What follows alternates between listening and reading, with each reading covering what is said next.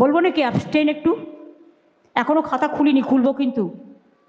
আগে দিল্লি সামলাক, তারপরে বাংলা দখল করার চিন্তা করুক। বলবো নাকি অ্যাবস্টেন একটু? এখনো খাতা খুলিনি, খুলবো কিন্তু।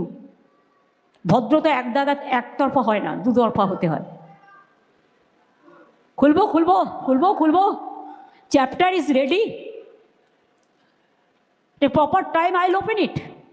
What is call abstain? বিরোধী ওয়াটার গেট কেলেঙ্কারির থেকে বড় কেলেঙ্কারি।